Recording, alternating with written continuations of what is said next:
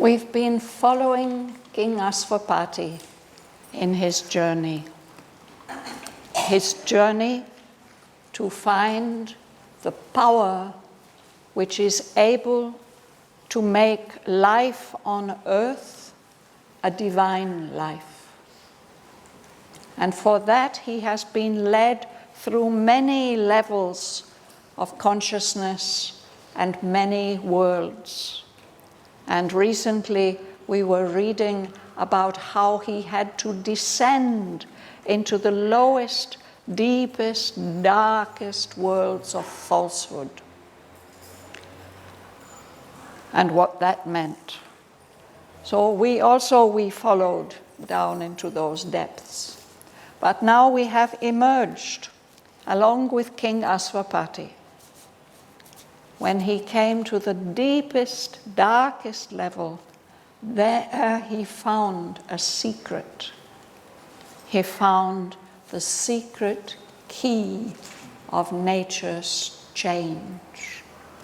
And just finding that key, seeing, assimilating that knowledge, changed everything for him. He doesn't even have to go anywhere. He doesn't have to travel any further. He's just picked up and carried and thrown up into the paradise of the life gods. So last week we started reading this canto, book 2, canto 9, the paradise of the life gods. It may be the shortest canto in the poem, but it's a very, very beautiful one. And we stopped on page 235 at line 81. So I'm going to read on from there to the end of the canto, and then we will go back and look in more detail. Page 235. I'll start reading at line 82.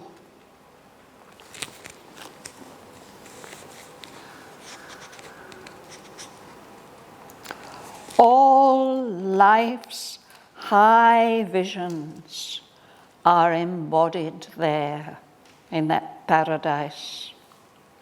Her wandering hopes achieved, her aureate combs caught by the honey-eater's darting tongue, her burning guesses changed to ecstasied truths, her mighty pantings stilled in deathless calm, and liberated her immense desires.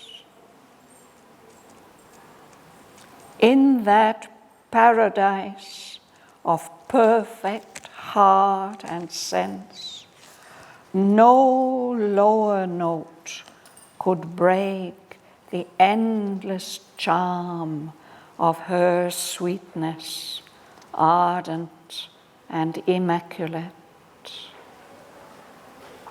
Her steps are sure of their intuitive fall.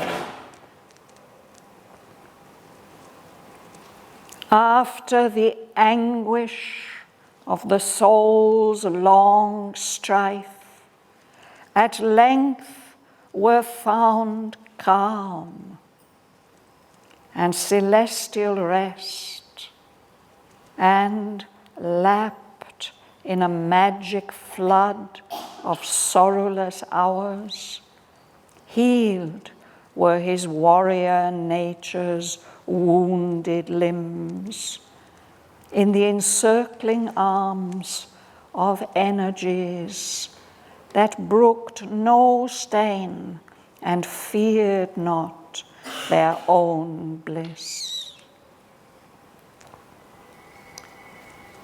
In scenes forbidden to our pallid sense, amid miraculous scents lights and wonder hues. He met the forms that divinize the sight. To music that can immortalize the mind and make the heart wide as infinity, listened, and captured the inaudible cadences that awake the occult ear. Out of the ineffable hush, it hears them come, trembling with the beauty of a wordless speech, and thoughts too great and deep to find a voice, thoughts whose desire new makes the universe. A scale of sense that climbed with fiery feet to heights of unimagined happiness, recast his being's aura in joy glow. His body glimmered like a skyey shell. His gates to the world were swept with seas of light. His earth, dowered with celestial competence, harbored a power that needed now no more to cross the closed customs line of mind and flesh and smuggle Godhead into humanity.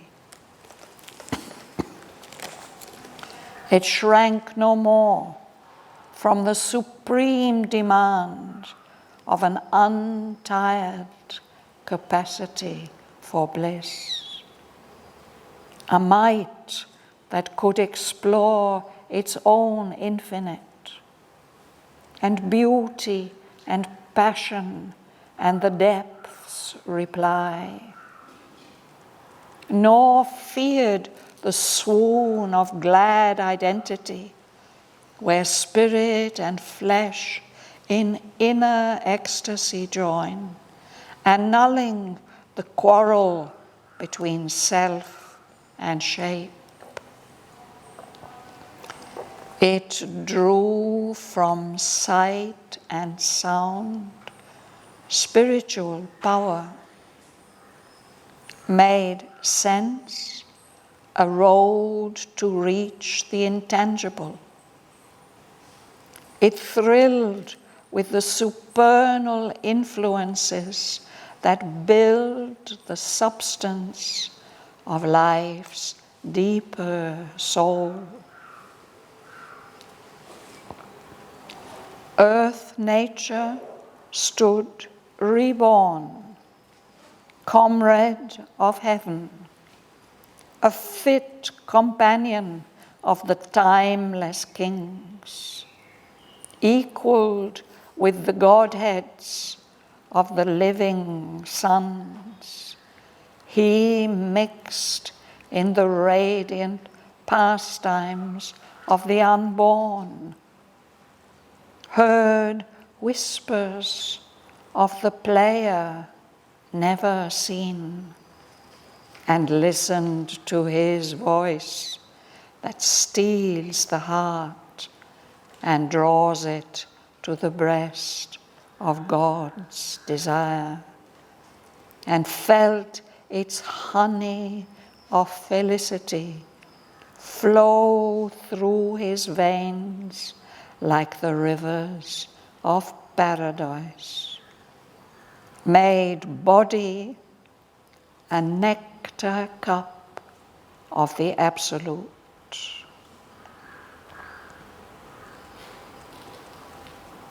In sudden moments of revealing flame, in passionate responses half unveiled, he reached the rim of ecstasies unknown. A touch supreme surprised his hurrying heart.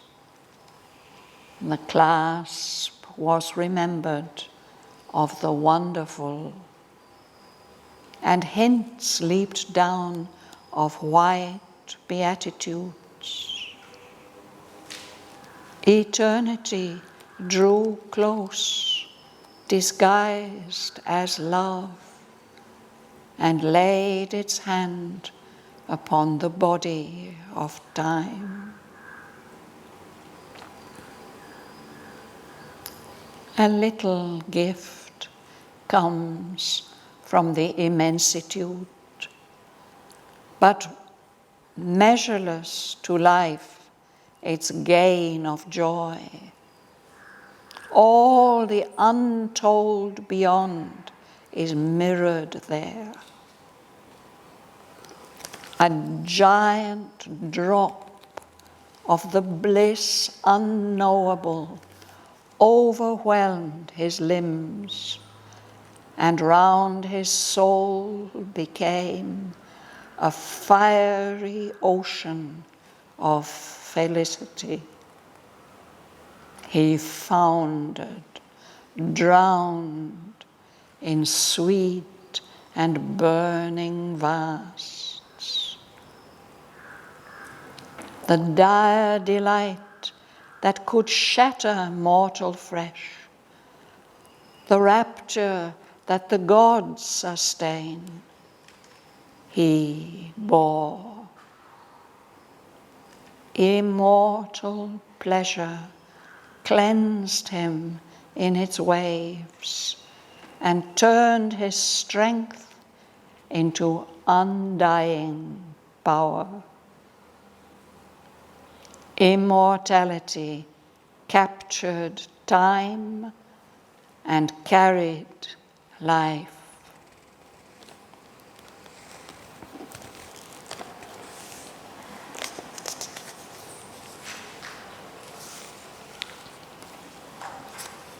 What do you feel when you read the Savitri?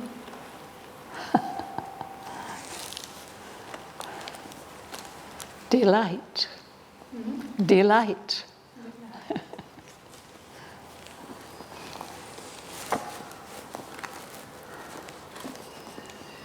So we stopped at line 82, no?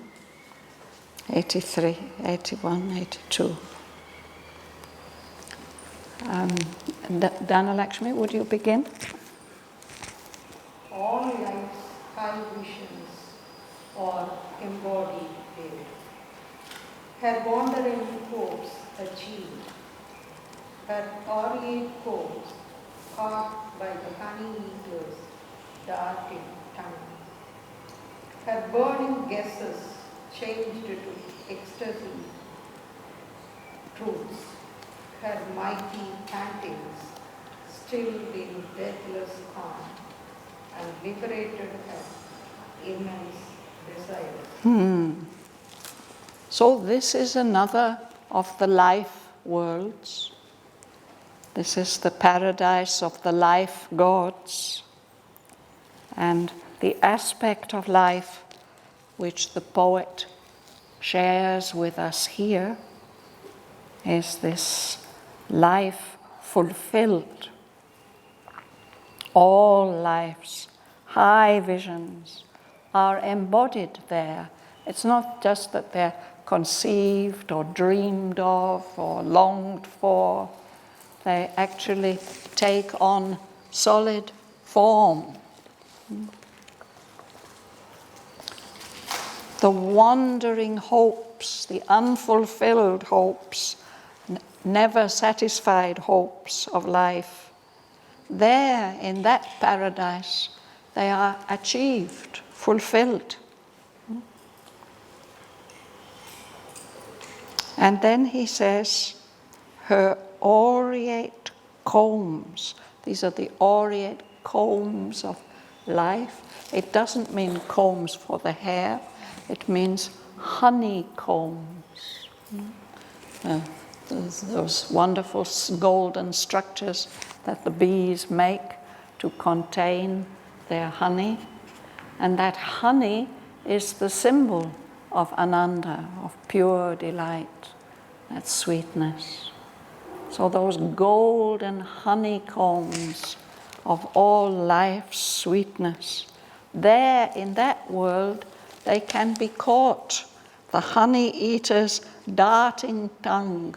The honey eater are those lovely little birds with long beaks that they can thrust down into the heart of the flowers to sip the nectar. So in that world, life is fulfilled, enjoys all the delights. Even things, he says, her burning guesses. There are perhaps things that life aspires for. Wouldn't it be wonderful if things that would be intense, burning? There, in that world, they are fulfilled. They're not just burning guesses and hopes and longings. They are turned to ecstasied truths. Life's mighty pantings, all the great efforts that she makes, causing her to pant with exertion, there they get stilled. They become quiet and calm, in deathless calm, immortal calm.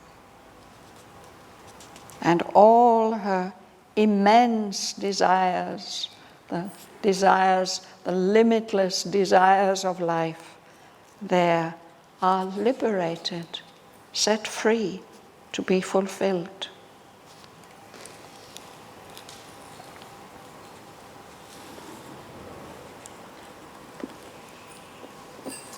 Would you like to read the next sentence? In the paradise. Yes.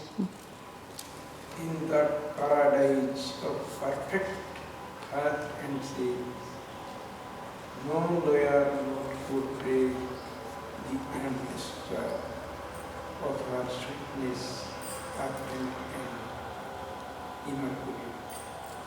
And stays assured of their equal after the only of the soul's launched. To them we found calm and celestial rest, and loved in the waiting crowd of soulless powers.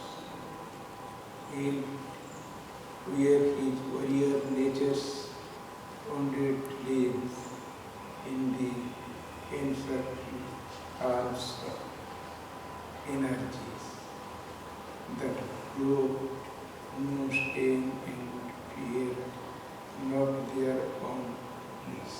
Thank you.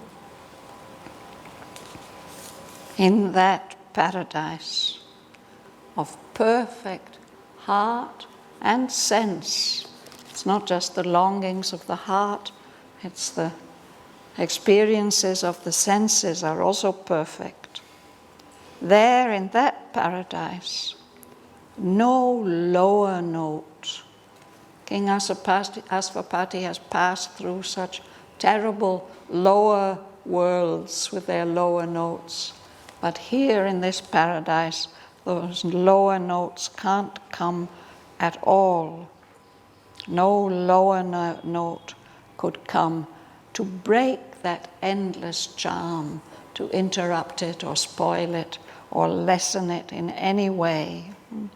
The endless charm of life's sweetness, ardent, intense, burning, and immaculate, absolutely pure. There in that world, life's steps are sure. Often in life we wander here and there and we are not sure about our decisions. about which is the right way to take, no. But there in that paradise, the steps of life are sure of their intuitive fall. They know exactly where the steps should fall. No? So Aswapati, who has passed through such suffering, such unbelievable suffering, after the anguish of the soul's long strife, which we have read about in the previous 2 cantos. At length, at last, King Aswapati founds calm and celestial rest, heavenly rest. And he feels his whole being. Sri Aurobindo uses the word lapped. It means as if you are bathing in a wonderful warm bath. It's surrounding your whole body and making it feel comfortable. No? Lapped in a magic flood of sorrowless hours. Healed were his warrior nature's wounded limbs. He's suffered such terrible wounds in that world of falsehood. We're told that these are wounds which are slow to heal. But now he's come into this paradise, and here are his warrior nature's wounded limbs get healed. And they're healed by the embraces, the encircling arms of energies, forces that don't allow any stain, no impurity, and are not in the least bit afraid of feeling bliss.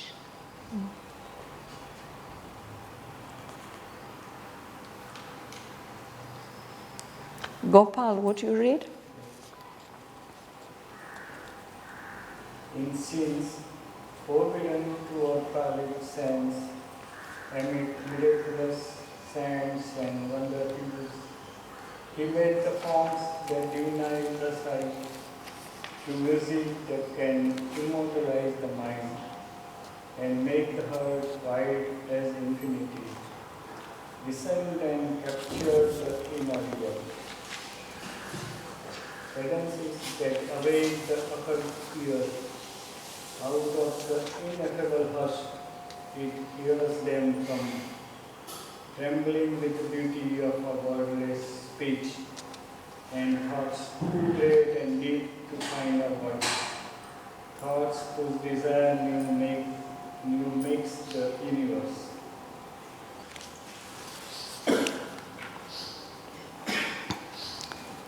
So these scenes which he is experiencing now, they are forbidden to our senses.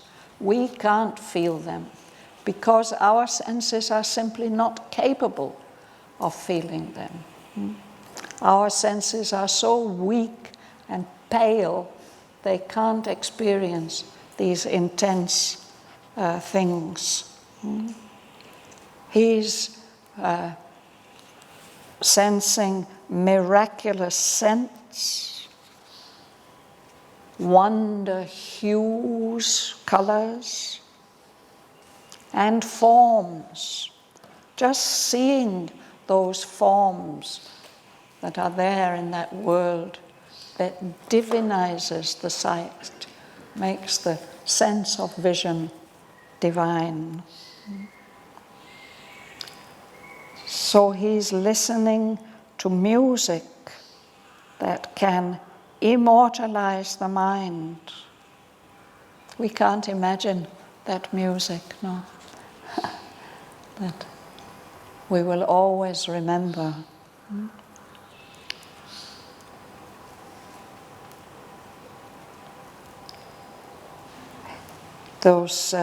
This music can immortalize the mind and make the heart as wide as infinity, with no limits. He listens to that music and he can capture the cadences. Cadences are passages in music, cadences that awake the occult ear, the inner hidden ear that enjoys subtle sounds. Those cadences that awake the occult ear, they come out of the ineffable hush, that indescribable, unknowable hush which surrounds the universe. It hears those cadences, those melodies come trembling. Sometimes when there's a very fine singer and the emotion in the music may be such that there's a kind of tremolo, a trembling with the beauty of a wordless speech. It conveys meaning. It's a kind of language, but it doesn't need words, only those beautiful sounds. And he hears thoughts that are too great and deep to find a voice, to be expressed in a voice. And he hears thoughts. There's something about those thoughts. It's full of desire for a new world. Those thoughts, those dreams are capable of remaking the universe. Hemlata. Scale of sense that climbed with fiery feet, to heights of unimagined happiness, recast his being's aura in joy glow. His body glimmered like a sky shell. His gates to the world were swept with seas of light. His earth soared with celestial competence, harbored a power that needed now no more to cross the closed customs line of mind and flesh and smuggle Godhead into humanity. It shrank no more from the supreme demand of an untired capacity for bliss, a might that could explore its own infinite, and beauty and passion and the depths reply, nor feared the swoon of glad identity, where spirit and flesh in inner ecstasy join, annulling the quarrel between self and shield. Yes, let's pause there. So the experience, Aswapati's experience in that world, is actually transformative. It recast his whole being, not the aura, the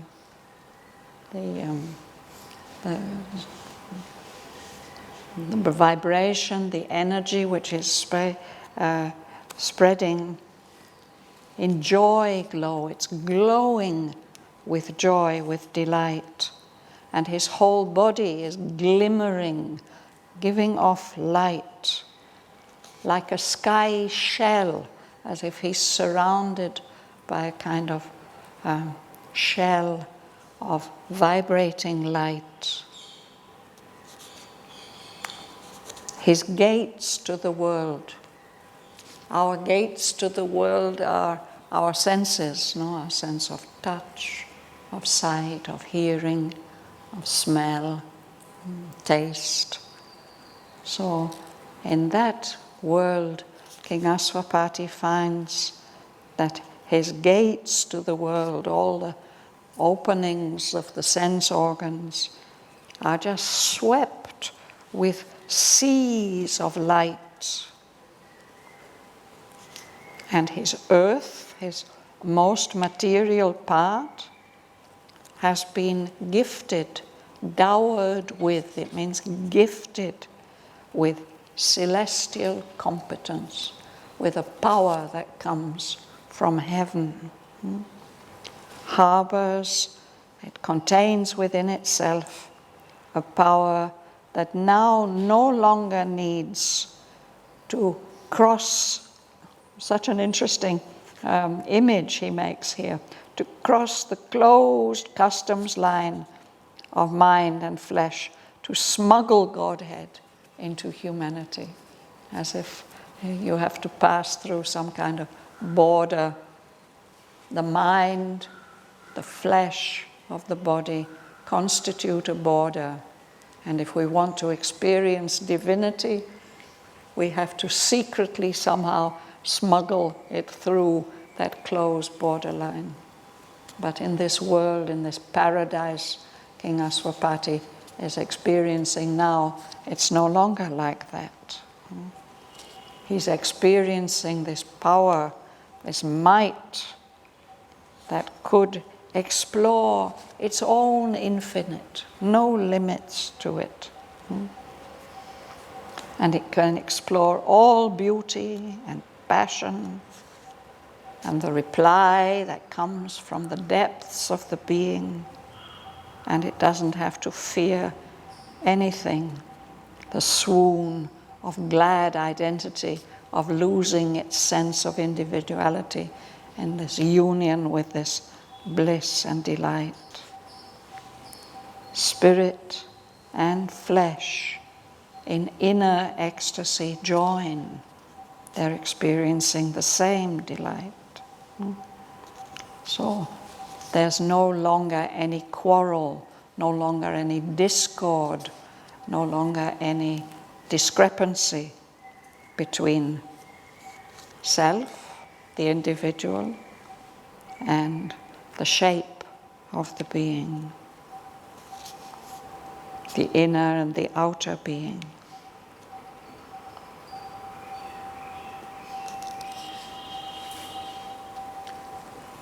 Kavita, would you like to read? Drew from sight and sound spiritual power, made sense a road to reach the intangible. It thrilled with the supernal influences that built the substance of life's deeper soul. Earth, nature stood reborn, comrade of heaven, a fit companion of the timeless kings, equal with the godheads of the living suns. He mixed in the radiant pastimes of the unborn, heard whispers the player never seen, and listened to his voice that steals the heart, and rose it to the breast of God's desire, and felt its honey of felicity flow through his veins like the rivers of paradise, made body a nectar cup of the Absolute. So beautiful, no?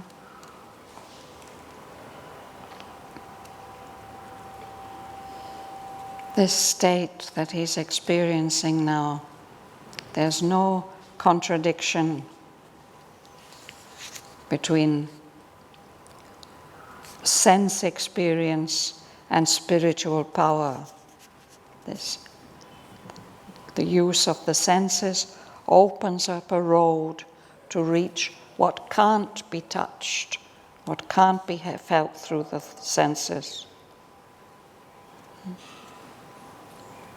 That power thrills with the supernal influences. There are influences from very, very high levels of consciousness that build the substance of life's deeper soul.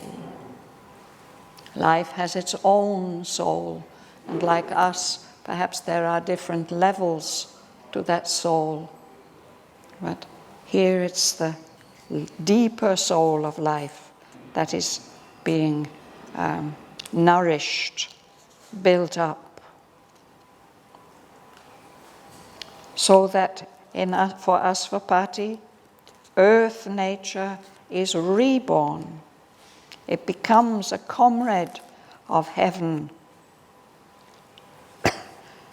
Often we feel this contradiction between the earth nature and the heavenly nature, but that is not the case here. The earth nature becomes a fit companion of the timeless kings, those who are not limited by time at all. Earth nature becomes equal with the Godheads, the divinities of the living suns. So for King Asvapati, he's able to mingle and mix in that blissful atmosphere and experience the radiant pastimes of the unborn, the immortal beings. How do they pass their time? How do they amuse themselves? He can join in all that delight. And he hears whispers of the player never seen. When we read about the player with a capital P like that, it must be Lord Krishna playing on his flute. We don't see him, we hear him. So Asvapati also is listening to that divine voice that steals away the heart and draws it to the breast of God's desire. That sound is like an embrace of the divine. And Asvapati feels the delight of that flute playing, flowing through all his body, his veins, all his body, like the rivers of paradise, that intense sweetness. So that body itself, substance, becomes like a cup and that's holding the nectar of the Absolute. Nectar is amrita. It's that wonderful drink that brings immortality.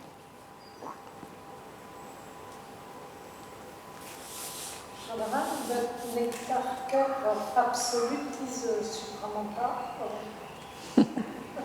He's speaking about how the body can be a cup, a container for a divine ecstasy.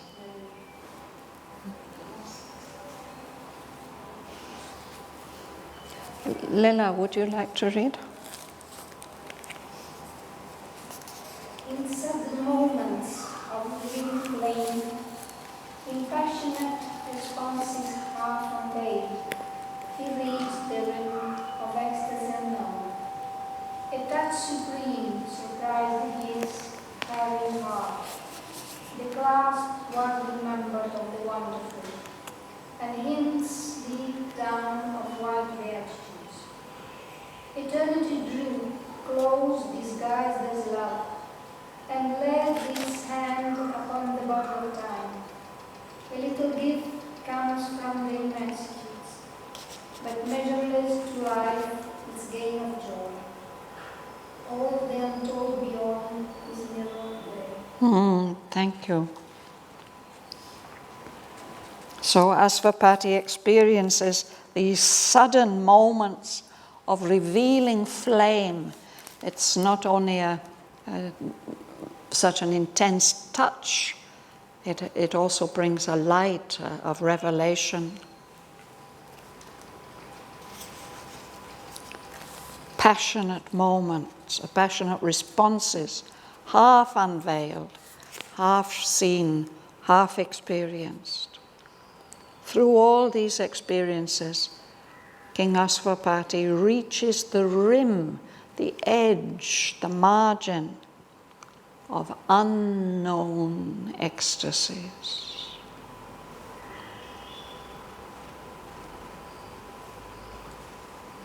A touch supreme surprised his hurrying heart. I'm sure these intense experiences, the heart is indeed hurrying. And he remembers the clasp, the embrace of the wonderful, and hints, reminders leaped down of white beatitudes, blessed, blissful states of utter purity.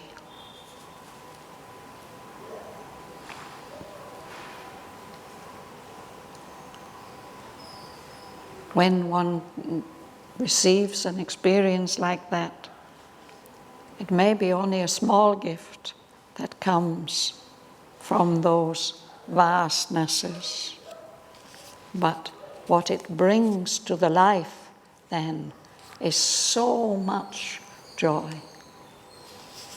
Immense it's measureless to life, its gain of joy in that little drop of bliss that comes. All the untold beyond is mirrored there, reflected there.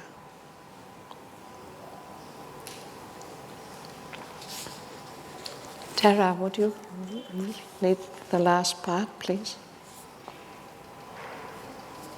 A gentle drop of the bliss unknowable overwhelmed his limbs, and round his soul became a fiery ocean of felicity.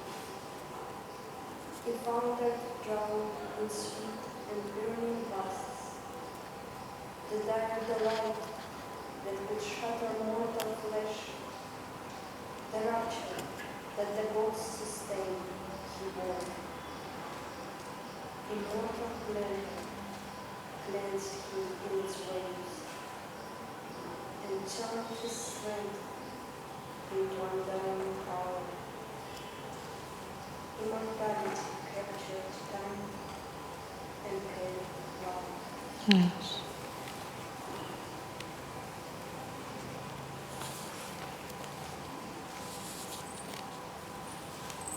It's as if just one drop comes and it's such a huge gift, overwhelming his limbs.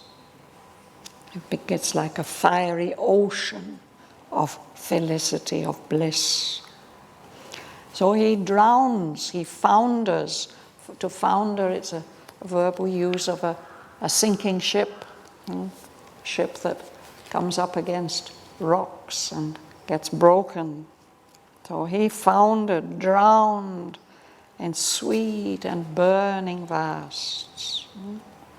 This is such an intense experience of delight. It's even dire, says Shraddhavan, terrible. That would be enough to shatter, to destroy our mortal bodies. That we just wouldn't be able to bear it at all. No? But this is the rapture that the gods experience. They are strong enough to sustain these intense experiences. And in the case of King Asvapati, this means purification.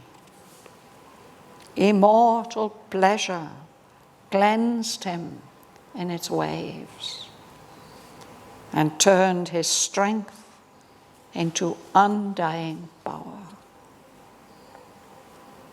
Immortality captured time and carried life. So this is a real transformation which will prepare him for the next stage of his journey. As I mentioned, this is one of the shortest cantos in the poem.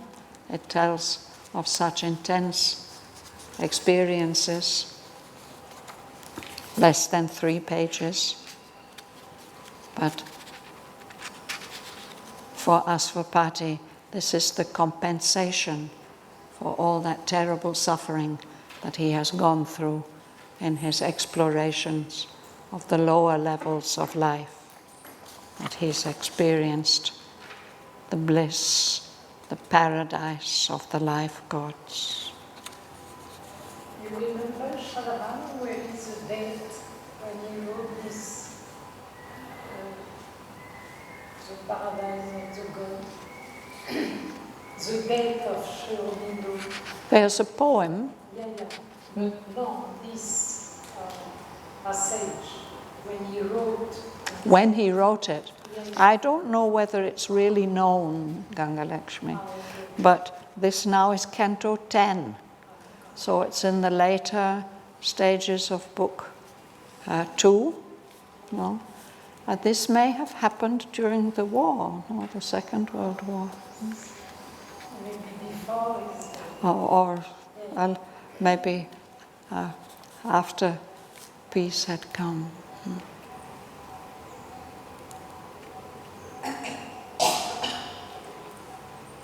So this actually brings to a close King Asvapati's exploration of the life worlds. We started back in Canto 3, and we've gone through all the intervening cantos. This one is Canto 9, so 6 cantos devoted to the different levels of life experience. And here Asvapati has as if solved in a way the problem of life for himself. He's found this key, this secret key to nature's change, and it has brought him this experience of Ananda, which is immortalizing, transformative. Next time we come together, we'll embark on the kingdoms and godheads of the little mind. There's 2 long cantos about the mind come next. This is the travel that did Sri Aurobindo. Yes, Yes. that's what The we... land of the Mother Terra. Yes, there's, in a way, that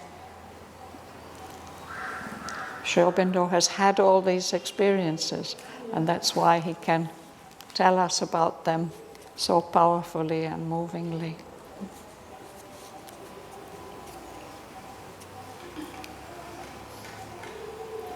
Extremely intense, both in pain, in anguish, and in delight. But now the mental worlds, it's a bit different. So we'll stop there for today. Thanks to Sri Aurobindo.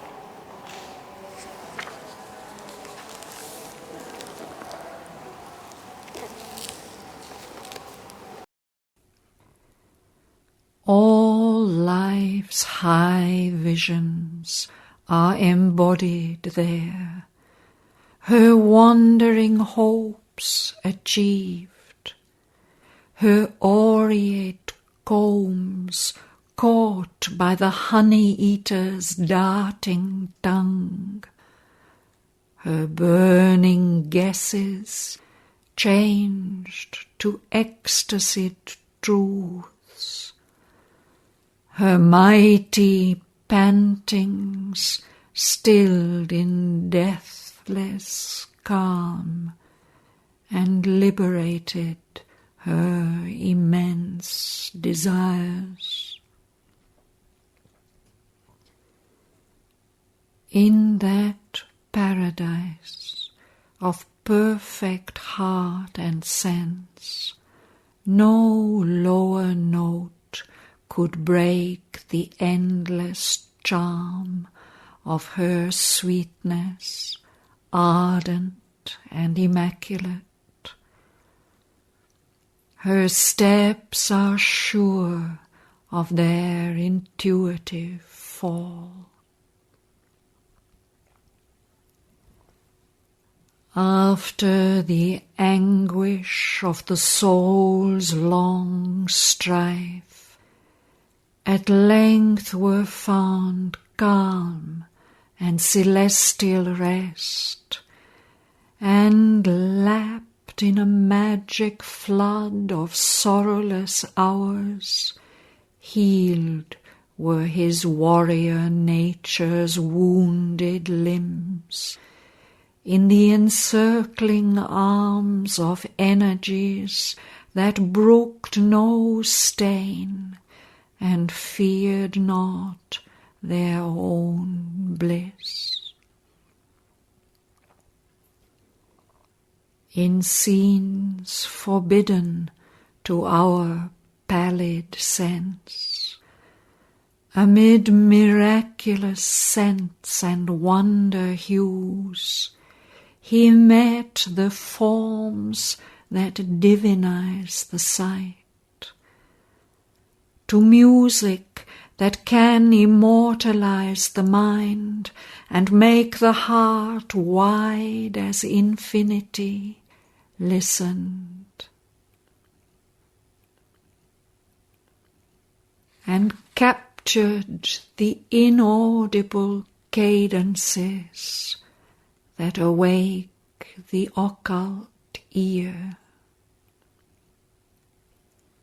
Out of the ineffable hush it hears them come, trembling with the beauty of a wordless speech, and thoughts too great and deep to find a voice. Thoughts whose desire new makes the universe. A scale of sense that climbed with fiery feet to heights of unimagined happiness, recast his being's aura in joy glow. His body glimmered like a skyey shell. His gates to the world were swept with seas of light. His earth, dowered with celestial competence, harbored a power that needed now no more to cross the closed customs line of mind and flesh and smuggle Godhead into humanity. It shrank no more from the supreme demand of an untired capacity for bliss. A might that could explore its own infinite, and beauty and passion and the depths reply, nor feared the swoon of glad identity, where spirit and flesh in inner ecstasy join, annulling the quarrel between self and shape. It drew from sight and sound spiritual power, made sense a road to reach the intangible.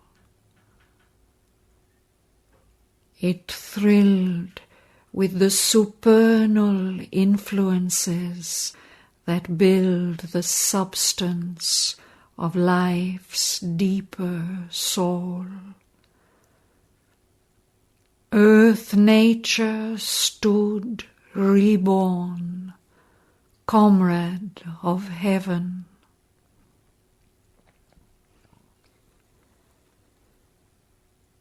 A fit companion of the timeless kings, equalled with the Godheads of the living sons, he mixed in the radiant pastimes of the unborn, heard whispers of the player never seen, and listened to his voice that steals the heart and draws it to the breast of God's desire, and felt its honey of felicity flow through his veins like the rivers of paradise, made body a nectar cup of the Absolute.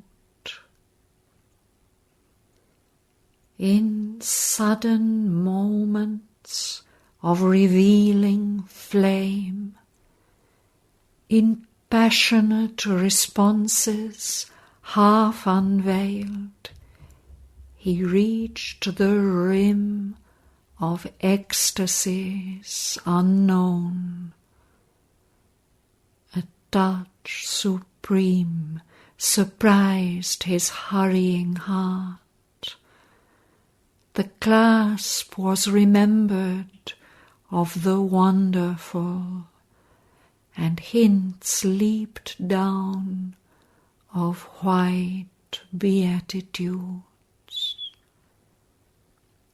Eternity drew close, disguised as love, and laid its hand upon the body of time.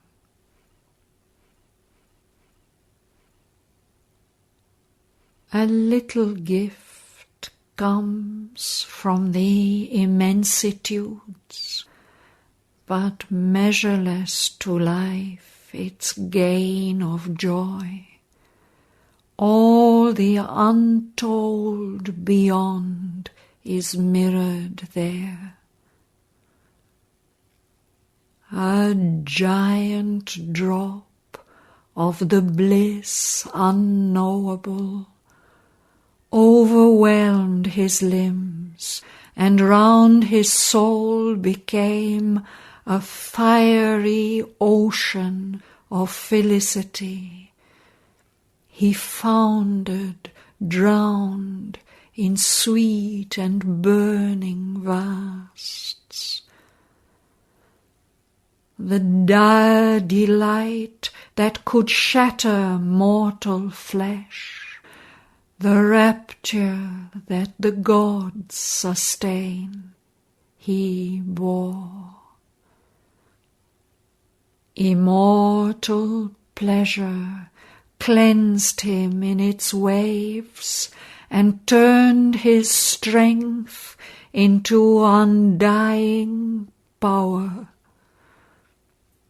Immortality captured time and carried life.